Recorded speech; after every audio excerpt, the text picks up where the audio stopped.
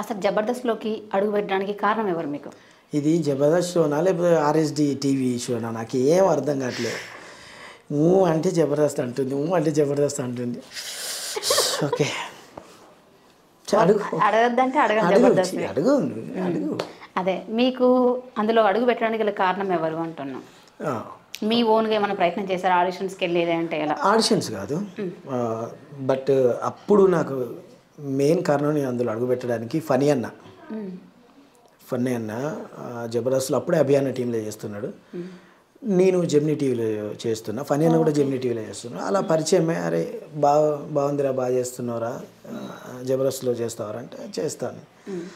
So తీసుకెళ్ళి అభియానకు పరిచయం చేయడం, అలా అభియాన చిన్న చిన్న డైలాగ్స్ ఇస్తూ అక్కడి నుంచి చంద్రన్న నుంచి ఇంకా మళ్ళీ అప్పుడు చిత్రం సేన్ అన్న, ప్రతి ఒక్క టీంలో చేసిన. తర్వాత వెంకీ మంకీస్తో చేసి దాని తర్వాత నేను సపరేట్ టీం లీడర్, తర్వాత నాకు ఒకరిని కలిపారు, మళ్ళీ ఇంకొకరిని కలిపారు, అట్లా. సో ఆ ప్రస్థానం అలా నడిచింది. సో ఫస్ట్ నేను అడుగు పెట్టడానికి కారణం మాత్రం ఫనీ అన్న. Okay, super. మీరు జబర్దస్త్ కంటే ముందు ఇంతకుముందు మూవీస్ కూడా చేశారంట కదా? 1 సెకండ్, ఇంకో క్లాస్ మీద జబర్దస్త్లో అడుగు పెట్టడానికి ఫనీ అన్న. అసలు నేను హైదరాబాద్లో అడుగు పెట్టడానికి కారణం ఇప్పుడున్న సూపర్ ఏమంటారు successful lyric writer, songs lyricist Kasala Shyam అన్న. నేను హైదరాబాద్లో అడుగు పెట్టడానికి కారణం, జబర్దస్త్లో అడుగు పెట్టడానికి ఫనీ అన్న, హైదరాబాద్లో అడుగు పెట్టడానికి కాసాల శ్యామ్ గారు. చాలా సాంగ్స్ మీరు విన్నారు, రాములా, డీజేటీలు, ఇవన్నీ ఆయన రాసింది, అన్నయ్య కారణం. సో మళ్ళీ యాక్చువల్లీ నేను కళారంగంలోకి అడుగు పెట్టడానికి మా బాబాయ్ కారణం. ఓకే, మీ బాబాయ్ ఏం చేసేవారు? తను ఇప్పుడు గవర్నమెంట్ టీచర్, కానీ అప్పుడు రైటర్, సాంగ్స్ చాలా సాంగ్స్ రాశాడు, మంచి హిట్ సాంగ్స్ కూడా ఉన్నాయి ఆయన చాలా అప్పట్లో. కాకపోతే సినిమా పాటలు రాయలేదు ఆయన. సో ఈ సామాజిక చైతన్య గీతాలు ఇవే రాశాడు బాబాయ్, చాలా మంచి సాంగ్స్. నేను అవి పాడుకుంటూనే పెరిగా.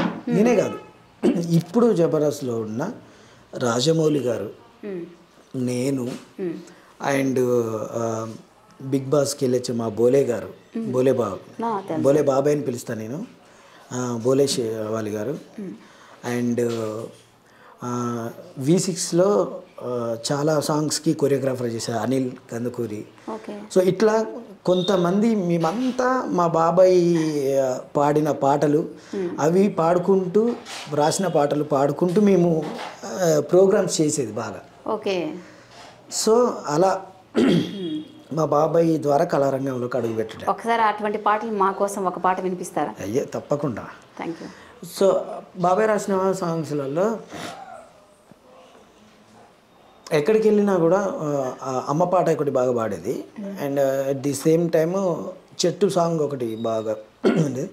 అన్నిటికంటే మించి బాగా ఫేమ్ అయిన సాంగ్ అప్పట్లో మా బాబాయ్ వాళ్ళు రాసిన, అప్పుడు ఇంకా పుట్టలే మేము, అప్పుడే పాటలు రాసి బాబాయ్. సో కారుమబ్బులో కమ్మిపోయిన చిన్నారి చెల్లెమ్మ అని ఒక సాంగ్ ఉండే, కట్నాల మీద సాంగ్, అట్లాంటి సాంగ్స్ చాలా రాసిండు. సో అమ్మ పాట నేను పాడుకుంటూ ఏ వేదిక మీద పోయినా కూడా నేను పాడేది.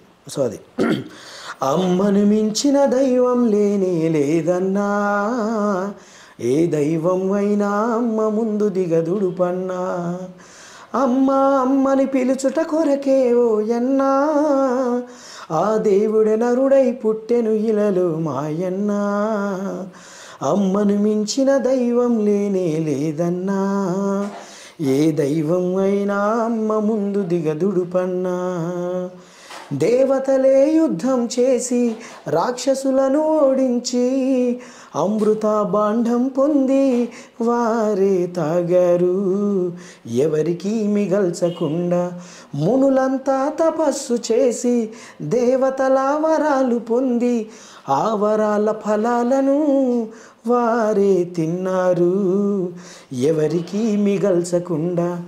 కానీ అమ్మ లాంటిది కాదన్నా, అనురాగాల మూటన్న, కమ్మని చెలిమిని పంచేటి తరగని మమతల కోటన్న, కన్న బిడ్డలకందరికీ ఉన్నదంతా ఊడ్చిపెట్టి పస్తులుండే పాల వెళ్ళి దయగల మన కన్న తల్లి, అమ్మను మించిన దైవం లేనే లేదన్నా, ఏ దైవం అయినా అమ్మ ముందు దిగదుడు పన్నా, ఏ దైవం అయినా అమ్మ ముందు దిగదుడు పన్నా.